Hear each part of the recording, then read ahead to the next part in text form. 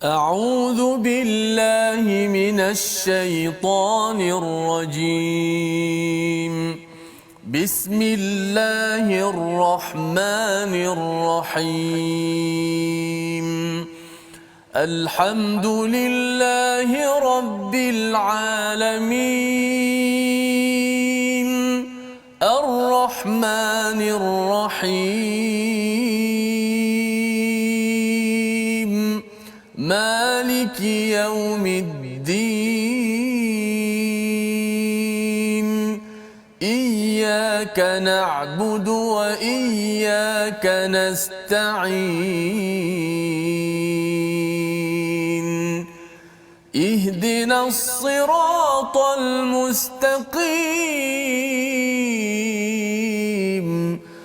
صراط الذين أنعمت عليهم غير المغضوب عليهم ولا الضالين.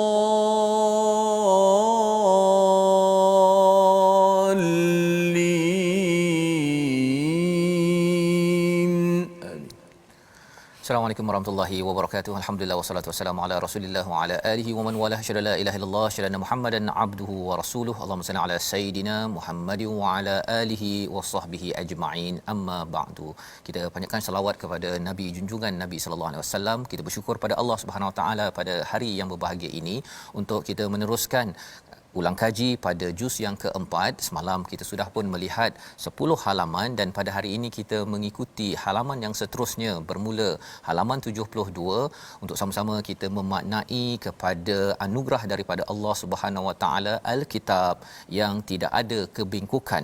Walam yaj'al lahu iwaja, yang Allah nyatakan dalam surah Al-Kahfi ayat yang pertama. Maka pada hari ini kita bersama dengan Ustaz Tirmizi Ali. Wah Ustaz.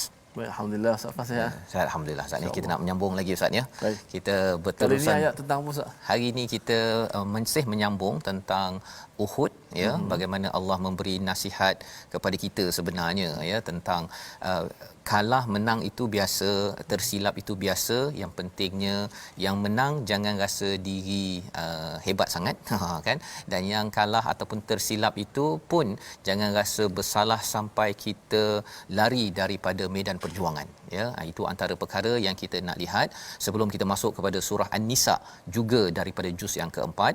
Maka mari sama-sama kita mulakan dengan doa ringkas kita. Subhanakala ilmalana illa ma 'allamtana innaka antal alimul hakim.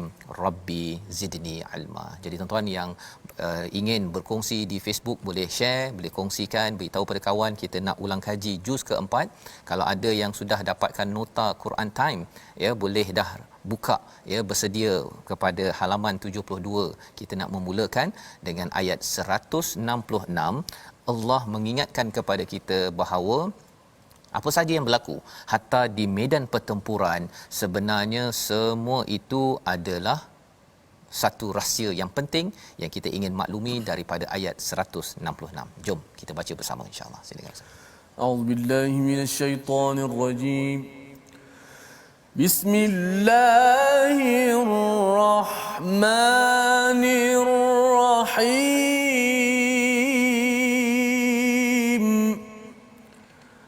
وما أصابكم يوم التقى الجمعان فبإذن الله. وما أصابكم يوم التقى الجمعان فبإذن الله.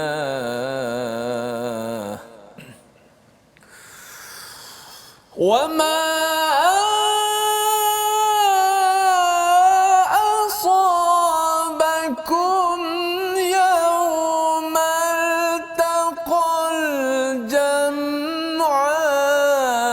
فبإذن الله وليعلم المؤمنين.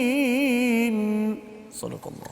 Surah Al-Azim. Dan apa yang menimpamu ketika terjadi pertempuran di antara dua pasukan itu adalah dengan izin Allah dan agar Allah menguji siapa orang yang benar-benar beriman. Ini adalah analisis sekali lagi berkaitan dengan perang Uhud. Ya, perang Uhud dan perang Badar ini, perang Badar pada tahun kedua Hijrah, perang Uhud pada tahun ketiga Hijrah. Jadi ia dekat, dan analisis ini, komentar daripada Allah ini adalah pelajaran untuk sahabat, untuk Rasul, tetapi lebih daripada itu juga untuk kita.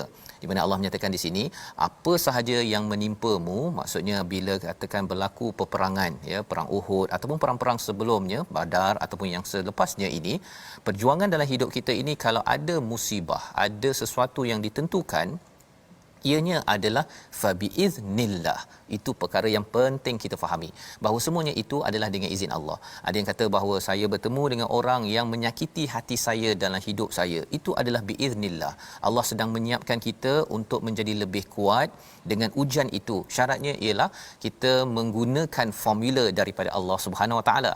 Ya, kita berpegang kepada Allah, bukannya kita menyalahkan orang tersebut dan juga kita rasakan bahawa hidup selesai ataupun habis tamat disebabkan oleh wujudnya orang-orang yang mungkin merosakkan, yang menyakiti hati kita. Itu adalah orang yang tidak memfokuskan kepada keimanan, padahal di hujung itu Allah menyatakan waliya'lamal mu'minin, iaitu agar Allah menguji siapa orang yang benar-benar beriman. Orang beriman tidak hanya dia rasa dia cakap saya beriman, tetapi dia tidak bersedia untuk diuji. Dia package.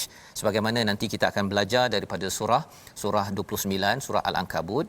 Kalau dah cakap beriman, maka terus Allah akan menguji. Tak beriman pun Allah uji. Apatah lagi kalau kita nak mendapat ganjaran syurga daripada Allah Subhanahu Wa Taala. Jadi pada halaman 72 ini Allah bercerita tentang orang yang berjuang, ya, bila mereka ini terbunuh di medan perang. Allah kata bahawa mereka ini ahya inda rabbihim, mereka ini hidup di sisi Allah. Allah memberi rezeki kepada mereka. Malah mereka mengharapkan orang lain juga kalau boleh bersama, ya, berjuang, dan kalau katakan syahid bersama dengan mereka, dan kalau masih lagi tidak syahid, mereka ini terus berjuang menuju kemenangan di atas muka bumi ini. Jadi ini adalah motivasi daripada Allah kepada orang-orang beriman. Dan disambung lagi pada halaman 73 di mana ada cabaran. Ya, bila nak semangat ni biasalah ada musuh yang akan menakut-nakutkan, yang akan menyebabkan seseorang itu tidak mahu pergi berjuang, bukan sekadar di medan perang tetapi dalam hidup pun. Malas nak pergi kerja, takut nak buat itu, takut nak buat ini. Kita baca ayat 175 bersama Ustaz Tirmizi. Silakan Ustaz. Allah, terus kita membaca pada ayat 175. A'udzubillahi minasyaitanir rajim.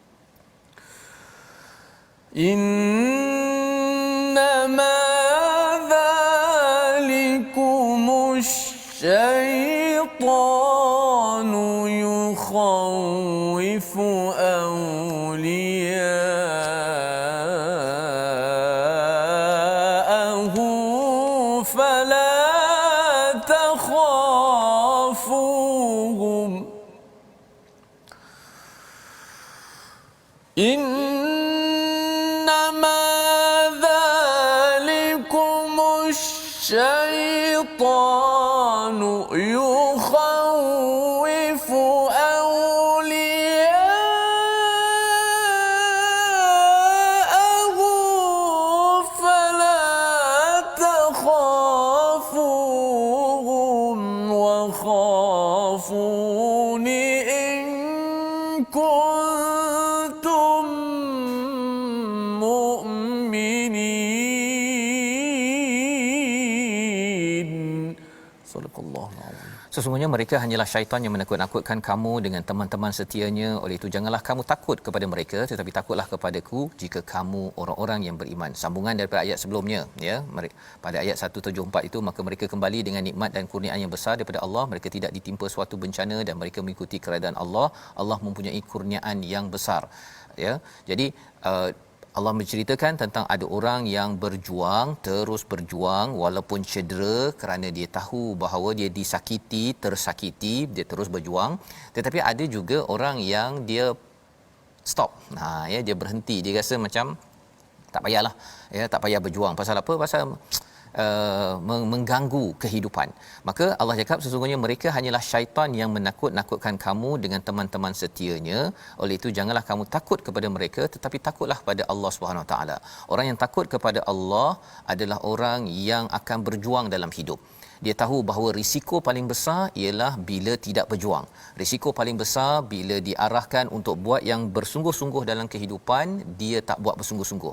Risiko paling besar bila seseorang itu dia jauh daripada Allah, itu risiko paling besar. Itu cara orang beriman berfikir.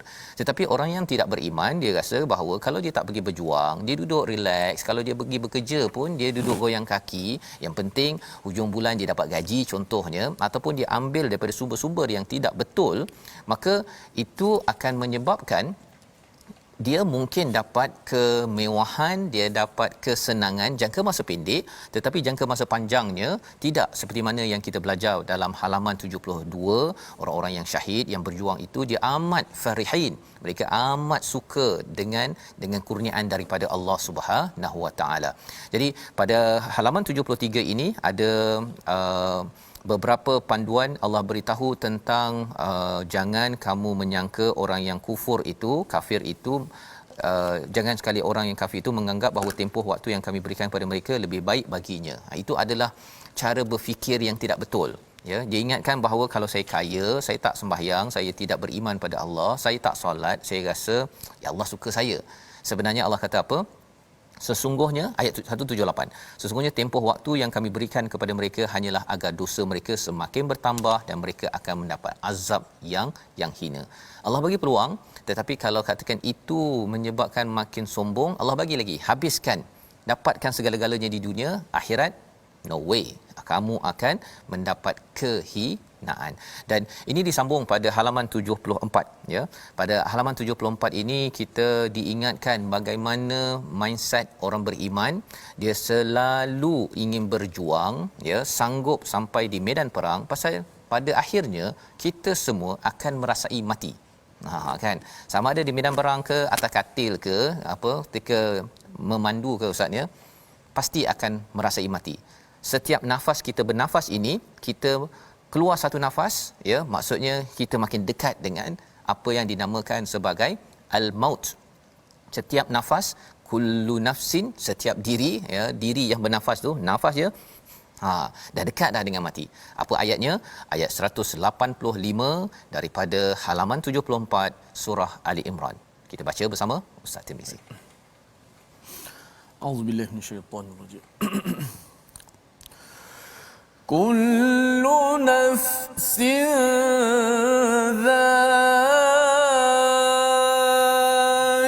dha'iqatul maut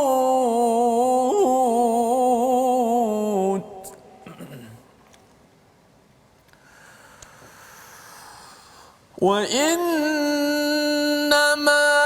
tuwaffawna ujurakum yawmal qiyamati faman zuhziha 'anil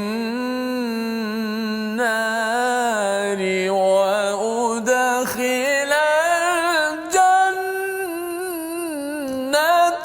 faqad faz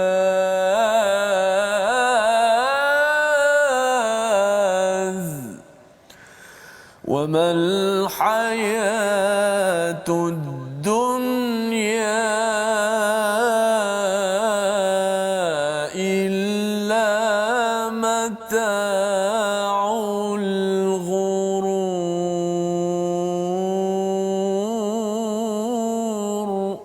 Sadaqallahul azim. Surah Al-Azim ayat 185, setiap yang bernyawa pasti akan merasakan mati. Dan hanya pada hari kiamat sajalah disempurnakan balasan bagimu. Barang siapa yang dijauhkan daripada neraka, dimasukkan dalam syurga, sesungguhnya dia memperolehi kemenangan. Faz, ya, mempunyai kemenangan. Wa mal hayatud dunya, tidaklah kehidupan dunia ini hanyalah kesenangan yang memperdaya. Jadi ini ayat 185 memberikan perhatian kepada kita mengapa kena berjuang. pasal semua orang akan merasai mati. Setiap nafas kita bernafas itu sebenarnya kita dah rasa sikit. Lagi banyak lagi orang itu bernafas, lagi dia makin bertambah umur, makin lagi sakit-sakit badan. Sebenarnya dia sudah makin dekat dengan satu saat yang dinamakan kematian. Jadi Allah menyatakan kalau alang-alang dah semua orang mati ini, Allah akan berikan ganjaran pada hari kiamat pada siapa yang berjuang, seperti mana ayat-ayat yang kita belajar pada halaman 74. Tapi dan dalam masa yang sama ialah kita berjuang ini untuk mengelakkan daripada api neraka Allah Subhanahu Wa Taala. Inilah yang digelar sebagai seorang yang benar-benar berjaya. Jadi kalau kita tidak memahami kebenaran daripada surah Ali Imran ini, daripada kebenaran daripada Allah, kita mungkin akan tertipu dengan dunia ini. Kita rasakan bahawa tak payah berjuang, hidup hanya sekali. Contohnya pemahaman yang silap. Padahal hidup bukan hanya sekali di sini. Di sini hanyalah sebahagian kehidupan. Kehidupan betul-betul ialah al-hayah yang berlaku selepas kita meninggal, selepas kita mati. Maka baiklah alang-alang mati kita adalah mati yang boleh membawa dekat kepada ilahi. Berbanding dengan ada orang yang dia enjoy, dia hidup kat sini, dia ikut saja, dia tak nak ikut kepada al-Quran, tidak mahu beriman, dia mati dan selepas itu dia diberikan neraka yang amat ngeri. Jadi cara berfikir begini adalah cara berfikir yang diajarkan dalam al-Quran. Dalam surah Ali Imran ini Allah mengajar al-haq, dan salah satu orang yang boleh memahami al-haq ini digelar sebagai ulul albab. Apakah cara mereka? Kita lihat pada halaman 75 pada ayat yang ke-191. Mereka ini selalu berzikir dan berfikir. Jom kita baca ayat 191. Baik. Auzubillahi minasyaitanir allazina yadhkuruna Allaha qiyaman wa qu'udan wa 'ala junubihim wa yatafakkaruna fi khalqis samawati wal ard wa yatafakkaruna fi khalqis samawati wal ard rabbana ma خلقت هذا باطلا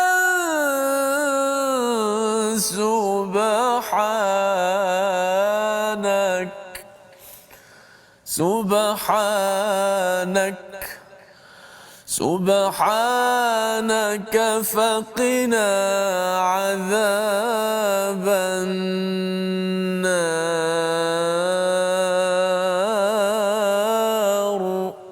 اللهم آمين Amin ya Rasulullah. Iaitu orang yang mengingat Allah sambil berdiri, duduk atau dalam keadaan berbaring, dan mereka memikirkan tentang penciptaan langit dan bumi seraya berkata, ya Tuhan kami, tidaklah Engkau menciptakan semua ini sia-sia. Maha suci Engkau, lindungilah kami daripada azab api neraka. Inilah ciri ulul albab, ya, orang yang betul-betul boleh menggunakan akalnya untuk berinteraksi dengan ayat-ayat kebesaran Allah Subhanahu Wa Taala. Dan orang ulul albab ini ia menyebabkan dia berzikir dan bertafakur, ya, dua-dua perkara itu berlaku. Zikir, mengingat pada Allah, dan berfikir melihat kepada alam ini, dan dia boleh mengaitkan balik bahawa semua apa yang Allah jadikan ini adalah tidak sia-sia. Dia merasakan Allah ini sempurna, subhanak, dan terus dia memohon pada Allah faqina azabannar. Dengan keinginan untuk menjauhkan daripada azab api neraka ini, mereka berjuang. Ya, mereka berjuang, dan inilah yang diadun sebenarnya dalam surah Ali Imran yang ada 200 ayat. Yang kita nak lihat lagi pada ayat terakhir, ayat 200, mengingatkan kepada kita kalau nak berpegang kepada al-haq, kepada kebenaran, ia ada formula. Yang pertama iman, yang kedua sabar, yang ketiga ingatkan orang lain kepada sabar, yang keempatnya adalah ribaut, iaitu kena kuat teguh, dan yang kelimanya takwa, ya, kena minta pada Allah Subhanahu Wa Taala agar apa? Agar kita mendapat kejayaan. Ayat 200 kita baca bersama pada kali ini. Silakan. Auzubillahi minasyaitanir Ya ayyuhalladzina amanu isbiru wasabiru warabitu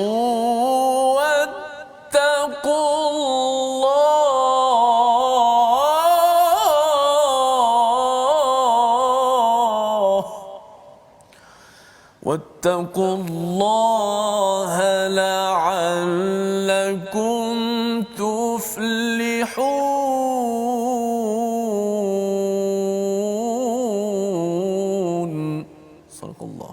Surah Al-Azim, wahai orang-orang yang beriman, bersabarlah kamu dan kuatkanlah kesabaranmu dan tetapkanlah bersiap sedia, ribaut warabitu wattaqullah, dan bertakwalah kepada Allah agar kamu berjaya ataupun beruntung. Inilah ayat 200 ya, 200 ayat akhir daripada surah Ali Imran, mengingatkan kepada kita ustaz ya bahawa kalau dalam surah Al-Baqarah ada juga muflihun pada ayat yang kelima ya, ayat kelima, macam mana nak berjaya jadi orang bertakwa. Kali ini pun bertakwa juga. Yang ustaz ada kongsi sebelum ni ustaz ya, bila Allah bagi tahu tentang ciri orang bertakwa ini, Allah tak letak dalam satu muka surat. Kalau tidak kita rasa macam banyaknya kita nak tu kan. Jadi surah Al-Baqarah kita dapat sikit, surah Ali Imran kita dapat sikit, kita bina sedikit demi sedikit. Al-Quran ini pun sebenarnya dalam ayat yang kedua Ustaz ya, yang awal dulu kita baca, mungkin tuan-tuan boleh, ini nak ulang kaji kan. Betul. Kita tengok balik, Allah menggunakan perkataan pada ayat ketiga tu nazzala alaikal kitab ya.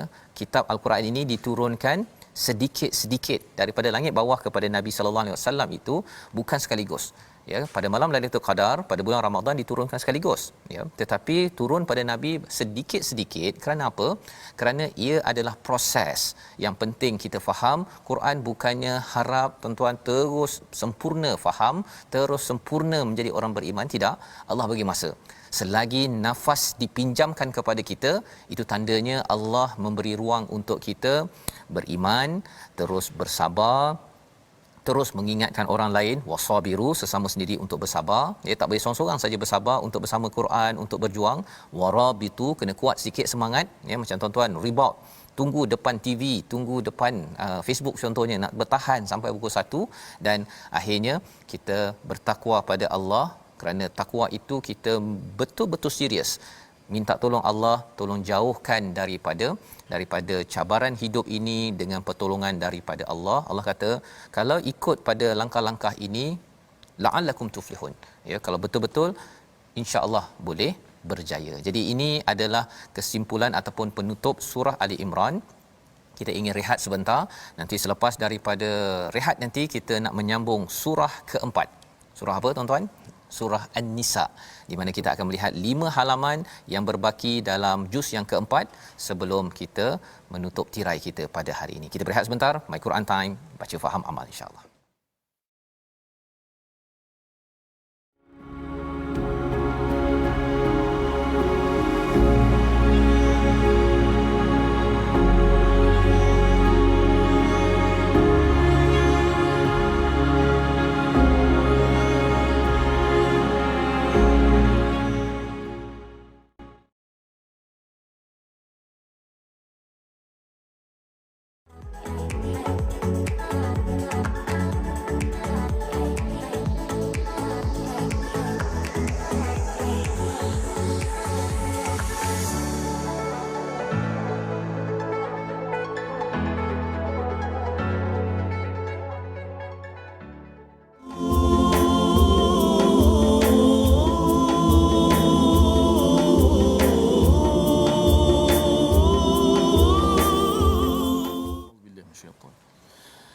بسم الله الرحمن الرحيم يا أيها الناس اتقوا ربكم الذي خلقكم من نفس واحدة اتقوا ربكم الذي خلقكم من نفس واحدة وخلق منها زوجها وبث منهما رجالا كثيرا ونساء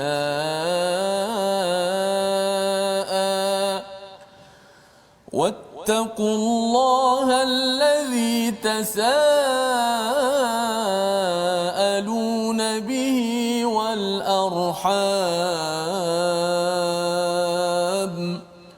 إن الله كان عليكم رقيبا. صدق الله.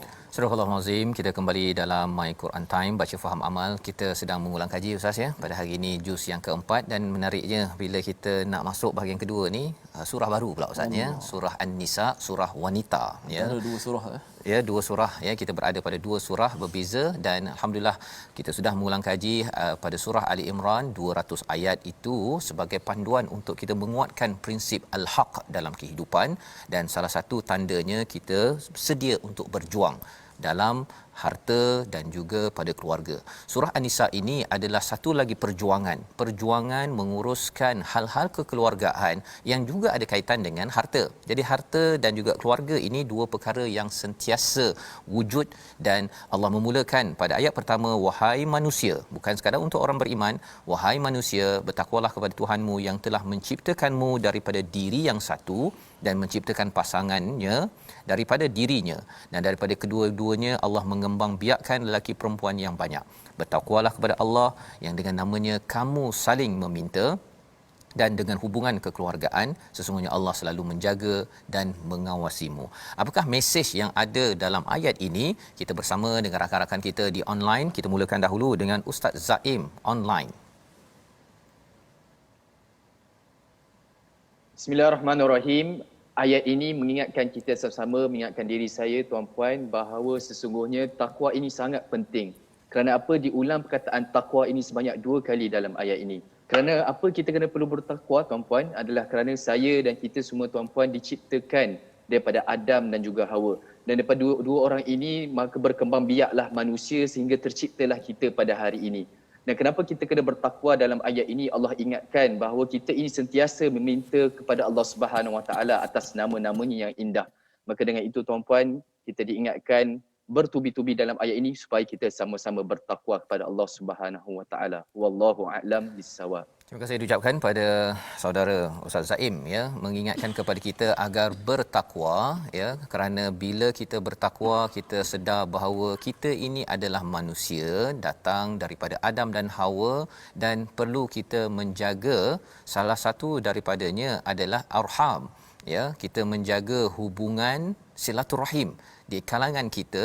Itu adalah asas penting, tanda kita ini amat dekat dengan Allah Subhanahu Wa Taala. Jaga hubungan sama manusia, tanda kita makin dekat dengan Allah Subhanahu Wa Taala. Ini ayat pertama mengingatkan kepada kita asas apakah isi daripada surah An-Nisa ini berkaitan dengan hubungan sesama manusia.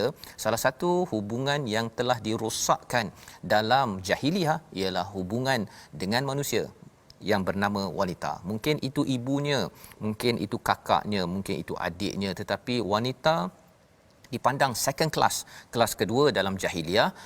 Al-Quran mengangkat golongan wanita ini sama tahap dengan lelaki. Yang mulia adalah kerana takwa. Itulah key point pada ayat pertama, dan terus dibawakan dalam halaman pertama ini tentang hubungan kepada wanita, kepada anak yatim, orang-orang yang dipandang sebelah mata dalam masyarakat sebelum Islam sampai. Dan kita mendoakan bila kita dah faham perkara ini, kita memastikan bahawa kita tidak memandang sebelah. Semua orang ada hak, semua itu perlu dijaga silaturahimnya. Itu pelajaran pada halaman 77. Kita pergi pada halaman 78 di mana kita dibekalkan tentang bagaimana tentang hubungan ataupun hak faraid ya, kalau katakan ada harta peninggalan dan sebagainya. Kita nak baca daripada ayat ke-10 Ya, ayat ke-10 ini mengingatkan kepada kita bahawa jangan makan harta anak yatim. Salah satu mesejnya. Jom kita baca bersama dengan Ustaz Tirmizi. Baik, ayat ke-10. Auzubillahi minasyaitanir rajim. Innal ladzina ya'kuluna amwalal yatama zulman innama ya'kuluna fi butunihim nara wa sayaslawna sa'ira. Sesungguhnya orang-orang yang memakan harta anak yatim secara zalim, sebenarnya mereka itu menelan api dalam perutnya dan mereka akan masuk ke dalam api yang menyala-nyala, neraka yang dinamakan sa'ira. Inilah ayat ke-10, kita mendengar tadabbur mesej daripada Puan Norini online. Bismillahirrahmanirrahim. Ayat ini sebenarnya mengingatkan kita janganlah kita sekali-kali memakan harta-harta anak yatim secara zalim, kerana ia adalah seumpama kita menelan api ke dalam perut kita sendiri dan akhirnya ke neraka Jahannamlah tempat kita. Wallahu alam. Terima kasih diucapkan pada Puan Nur ini yang mengingatkan kepada kita bahawa dalam masyarakat kita kena amat peka kepada anak yatim, ya. Sebelum kita nak makan harta anak yatim tu, kita kena peka pada anak yatim. Pasal khawatir kadang-kadang kita rasakan bahawa tak okey kot kan. Saya berjual beli, saya ambil makan sini sana, tapi rupa-rupanya harta yang kita makan itu, ya, adalah harta anak yatim yang sebenarnya kita rasa macam masuk nasi dalam perut, tapi rupa-rupanya itu adalah api neraka. Kita menempah api neraka, naudzubillahi min zalik. Jadi ini adalah mesej penting untuk kita masyarakat yang bersama Al-Quran ini. Tuan-tuan sekalian, kita kena peka dalam kawasan kita ada anak yatim ke tidak. Kan, ada anak yatim ke tidak, kita cuba pastikan hak mereka dijaga. Dan kalau ada pakcik dia, ada abang dia ataupun jiran-jirannya yang nak bersama membantu, kena berhati-hati, jangan sampai makan harta anak yatim ini secara zalim. Ini melambangkan bahawa masyarakat yang beriman amat peka kepada hak orang lain, ya, hak orang lain yang biasanya senang ditekan. Siapa mereka? Anak yatim. Selain daripada yang selalu ditekan dalam masyarakat jahiliah adalah golongan wanita. Baik, kita nak bergerak kepada halaman ke-79, ya. Ayat halaman 79 ini tak banyak ayatnya Ustaz, ya. Ada 3 ayat saja. Ustaz nak baca yang mana satu Ustaz, ya. Kita ambil yang sedikit pendek. Yang panjang ini sebenarnya bercerita tentang bagaimana harta ataupun hukum faraid Ustaz, ya. Faraid, ya. Faraid itu maksudnya bahagian-bahagian ketika harta pusaka kepada saudara mara ataupun anak beranak pada pasangan suami isteri. Itu dijelaskan pada ayat 12. Yang itu perlukan pemahaman fokus betul-betul, kena pakai algebra sedikit untuk memahami dan nak menyelesaikan isu ini. Kalau tak faham sangat, kita tanya pada pakar. Tetapi apa yang ada pada ayat 12 ini dinamakan sebagai hudud. Sebagai hudud. Pada ayat yang ke-13 kita nak baca bersama agar kita jangan salah faham. Hudud bukan sekadar yang potong tangan, itu salah satu, tetapi menjaga faraid. Jangan sampai kita makan harta pusaka tanpa hak. Ada yang sampai di amanah raya 70-80 bilion harta tidak dituntut. Mengapa begitu berlakunya? Kerana ada isu tentang faraid yang dipandang kadang-kadang sepi oleh sebahagian daripada masyarakat. Kita baca ayat 13 untuk sama-sama kita fahami apa mesejnya. Silakan Ustaz. Auzubillahi minasyaitonirrajim. Bismillahirrahmanirrahim. Tilka hududullah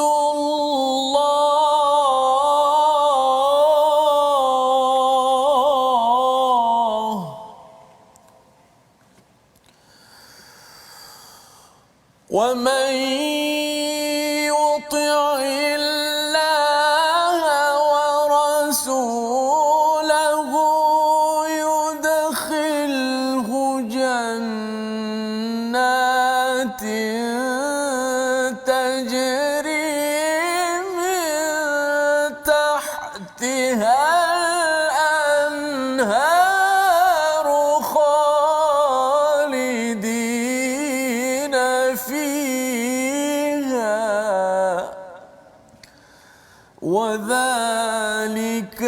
الفوز العظيم.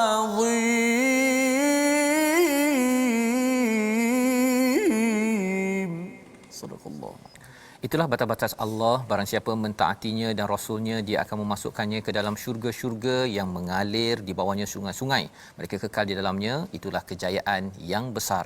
Tadabbur bersama Cikgu Mas online. Terima kasih Ustaz. Bismillahirrahmanirrahim. Dalam ayat ini memperingatkan saya dan kita semua ya agar taat kepada Allah dan taat kepada Rasul, iaitu mengikut hukum-hukum yang telah ditetapkan. Kalau rujuk kepada ayat 12 iaitu hukum faraid lah ya. Sebab ganjaran yang besar ya kepada orang-orang yang mengikut taat kepada Allah, insya-Allah akan diberi kemenangan yang agung, kemenangan yang kekal, iaitu syurga yang mengalir sungai-sungai di bawahnya. Wallahu alam. Terima kasih ucapkan pada Cikgu Mas ya, menjelaskan kepada kita kalau kita taat pada Allah dan Rasul, kita akan jaga had dalam singular ya, mufrad. Tapi kalau katakan jamaknya adalah hudud, kata banyaknya. Had-had Allah yang dimaklumkan dalam ayat sebelumnya ini berkaitan dengan wasiat, ada kaitan dengan faraid, kerana apabila had ini tidak dijaga ya, salah satu daripada isunya Cikgu Mas ya, iaitu apa? Bergaduh. Ya, bergaduh, dan ada yang sampai berbunuh kerana harta. Banyak ya, kalau kita cakap tentang amanah raya tadi Ustaz ya, sampai 70-80 bilion, bukan million, bilion harta tidak dituntut. Pasal apa? Pasal isu faraid dan isu wasiat ini sendiri. Ya, dah orang tu dah meninggal, nama, katakan nama tanah tu atas nama si mati, macam mana nak tanya lagi dah. Ya, nak diuruskan bukan mudah. Ya, pasal dah mati. Jadi perkara ini dari sudut kita masyarakat awam ni, bagaimana pengetahuan yang sepatut kita ada berkenaan dengan faraid Ustaz, sekurang-kurangnya? Paling kurang ialah kita kalau boleh buat wasiat ya, atau dan yang keduanya kita kalau tak tahu faraid, tanya pada pakar faraid. Kan, carilah pakar-pakarnya itu, pasal faraid ini dia ada dia punya pecahan-pecahannya. Dan kalau tersilap kita takut makan harta pusaka pun salah juga kan, dan tidak boleh bias, tidak boleh berat sebelah. Kata rasa macam saya nak bagi anak saya lebih sikit ke, anak laki saya ke, anak perempuan saya pasal dia dulu jaga saya ke, perkara-perkara itu kalau nak bagi pada waktu hidup itu bukan faraid. Itu kalau nak istilahnya hibah. Kan? Pertama ada pengetahuan sedikit berkenaan dengan faraid, kemudian rujuk pakar lah, rujuk pakar. Sebab dia main kira-kira ni bukan mudah. Kira bukan mudah Ustaz ya. Waktu matematik kalau tersalah dapat markah kosong pun tak apa lagi kan. Ini takut nanti di akhirat. Yang itu menakutkan. Itu sebabnya adik-adik yang belajar matematik tambahan, belajar betul-betul ya, jangan main-main. Pasal apa? Khawatir nanti bab-bab ini kita tersalah walaupun 1/100 Ustaz ya. Tersalah 1/100, kalau hartanya 1 juta, berapa ringgit ribu yang dah dimakan itu, ia tidak halal, tidak dibenarkan ya. Dan bila ayah dah meninggal, mak dah meninggal, bila harta dah ada, dia boleh bergaduh Ustaz, pasal adik nak kereta, abang nak rumah, bukan sekadar main pilih-pilih je, dia berasaskan kepada nilai yang tepat. Ini pelajaran halaman 79. Kita pergi pada halaman 80. Kita nak melihat kepada bagaimana ayat 80 ini. Kalau di atas itu ayat 15, dan siapa yang melakukan perbuatan keji di antara perempuan kamu, hendaklah terhadap mereka ada 4 saksi di antara kamu. Ini peraturan-peraturan dalam sebuah rumah tangga ataupun kepada hubungan sesama wanita ya. Jadi ayat 17 kita nak baca. Ayat 17 ini adalah sebagai satu peluang ya, kalau tersilap dalam beberapa perkara yang telah dijelaskan. Kita baca dahulu ayat 17 bersama Ustaz Tirmizi. Baik. A'udzubillah. Innamat taubatu 'ala Allahi lilladzina ya'maluna as-su'a bijahalatin thumma yatubuna min qarib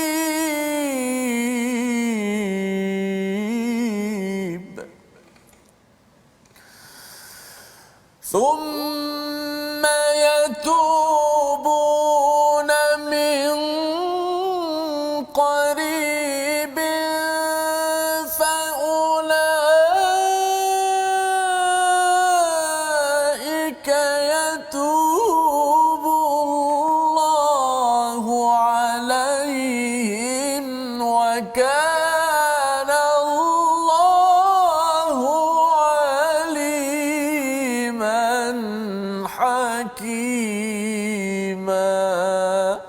Sadaqallahu azim. Sesungguhnya taubat kepada Allah itu hanya layak bagi mereka yang melakukan kejahatan kerana tidak mengerti, bijahalah. Kemudian segera bertaubat. Taubat mereka itulah yang diterima Allah. Allah Maha mengetahui lagi Maha bijaksana. Ini adalah salah satu ayat daripada halaman 80. Kita ingin dengar tadabbur mesej yang kita boleh dapat daripada ayat 17 ini daripada Puan Nadrah online. Bismillahirrahmanirrahim.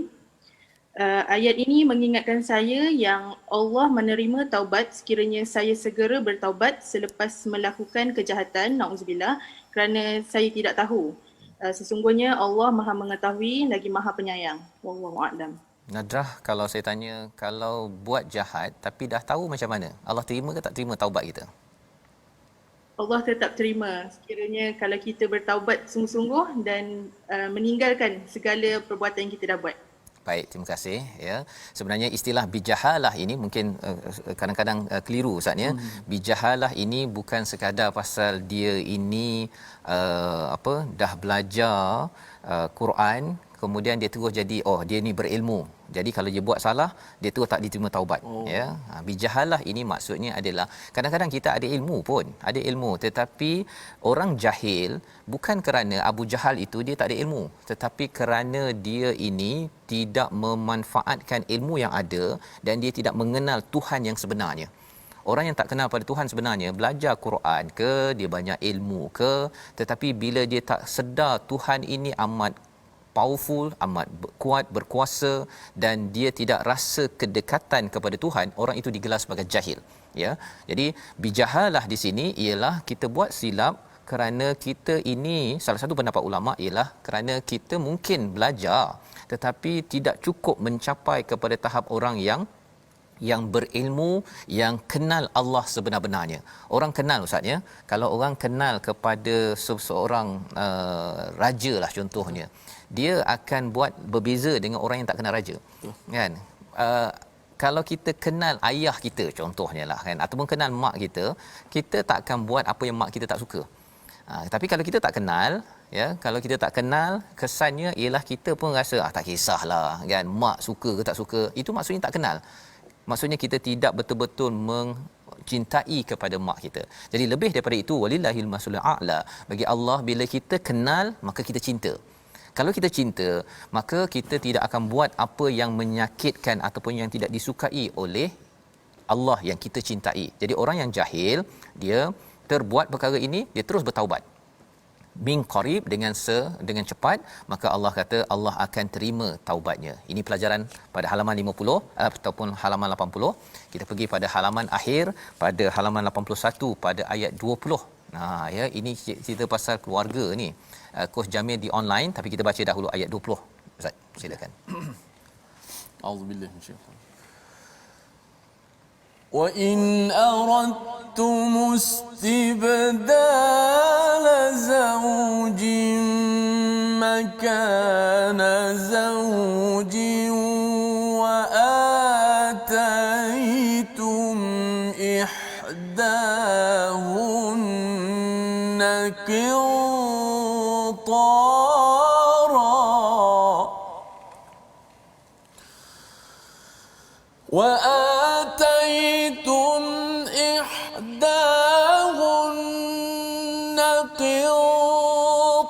قنطارا فلا تأخذوا منه شيئا أتأخذونه بهتانا وإثما مبينا.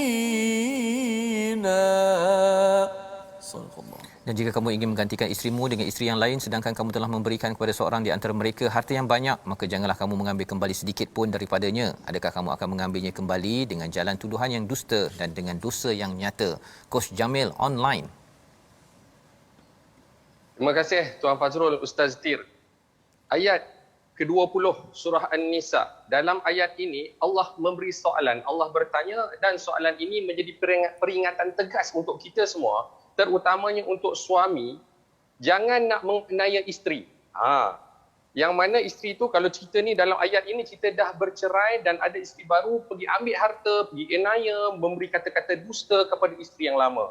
Ini nak kena ingat para suami, jangan aniaya isteri, jangan secara khususnya isteri, umumnya keluarga. Ingat, Allah Ta'ala memerhati kita. Wallahu a'lam. Terima kasih diucapkan pada Coach Jamil. Ya, kalau kita ambil kata kuncinya, jangan aniaya. Ini adalah tanda betapa Islam mengangkat hak wanita, walaupun si suami sudah memberikan qintara, memberikan harta yang banyak, jangan diambil. Kita berdoa pada Allah Subhanahu taala, Allah pimpin kita menjadi umat yang adil dengan panduan daripada surah An-Nisa. Silakan Ustaz.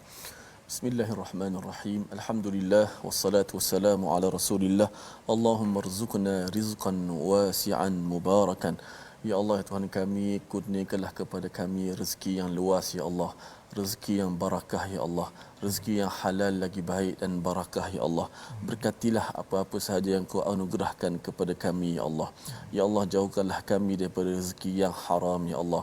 Jauhkanlah kami daripada memakan harta-harta yang kami ambil daripada sumber yang haram ya Allah. Jauhkanlah ya Allah. Janganlah bagi dia tumbuh dalam darah daging kami ya Allah. Kami ini lemah ya Allah. Kami ini insan lemah, kami jahil ya Allah. Kami mengharap akan pertolongan dan rahmat daripada-Mu ya Allah. Ya Allah, jauhkanlah, angkatkanlah kejahilan daripada kami ya Allah. Ya Allah, kami sentiasa melakukan dosa ya Allah, maksiat ya Allah. Kami tidak tahu betapa banyaknya dosa-dosa kami ya Allah. Oleh itu kami amat mengharapkan akan keampunan-Mu ya Allah. Kami mengetuk pintu keampunan-Mu ya Allah. Bila-bila lagi kami akan melangkah masuk ke bulan Ramadan ini ya Allah. Ya Allah, ampunkanlah segala dosa-dosa kami ini ya Allah. Amin ya rabbal alamin. Walhamdulillah. Amin ya rabbal alamin. Moga-moga Allah mengabulkan kita menjadi orang yang adil dan kita melakukan makruf dalam keluarga kita. Inilah kesedaran dalam tabung gerakan Al-Quran yang ingin kita sebarkan. Sumbangan tuan-tuan ingin kita gunakan untuk kesedaran membina keluarga berasaskan surah Ali Imran dan surah An-Nisa, dan moga-moga ini diterima oleh Allah SWT. Kita bertemu kembali ulangan pada jam 5, pada jam 10 dan 6 pagi. Rancangan ini dibawakan oleh Mofas. Terus ulang kaji, kita menjadi umat yang bertakwa. My Quran Time, baca faham amal insya-Allah.